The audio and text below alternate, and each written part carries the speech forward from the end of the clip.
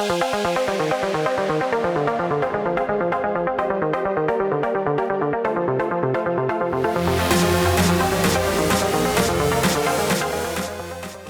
reporting standpoint and an auditing standpoint, quarterly, monthly, annual, when do you think you cross that line, or what are the types of investors that have those expectations, and pros and cons of doing that and not doing that? I think cost is obviously one of them on the con side, the more you do, but walk through that, right? If someone's used to a certain, again, the friends and family now want to take on larger investors or different types of investors, they should have their eyes open going forward. What do you guys see?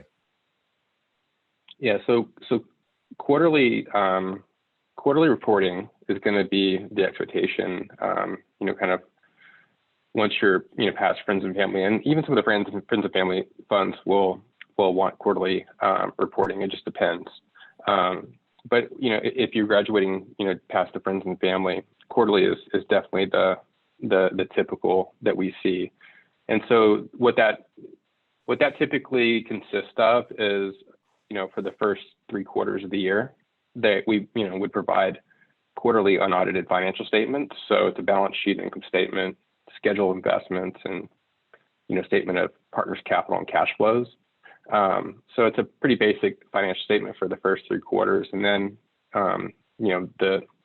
typically annually for the full year, there's an audit of the operations of the firm for the full year. And so our firm would go through and compile those financial statements along with the footnotes and all the relevant disclosures that you would need, as a minerals fund, because it's a little bit different than a typical private equity fund on what you disclose.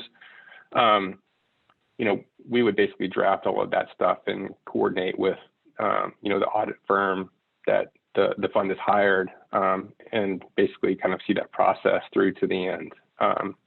So that would be, the expectation. Monthly, I don't think is anything that's necessary. I think that's probably too much and more, frequent than what people need. So, we don't see monthly reporting.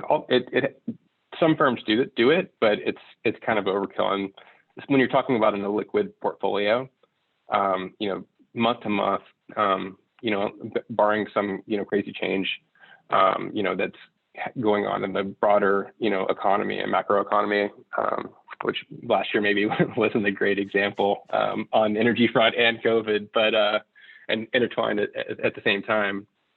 I think quarterly is really what people are looking for, and that's once you even institutional LPs that are basically investing in funds, quarterly is typically what the benchmark is.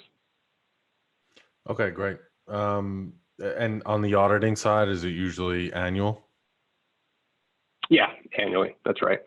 Okay, perfect. Yep, typically an annual audit. And so that's usually, most of our clients will have, a calendar year-end audit that's issued within usually 120 days after year-end.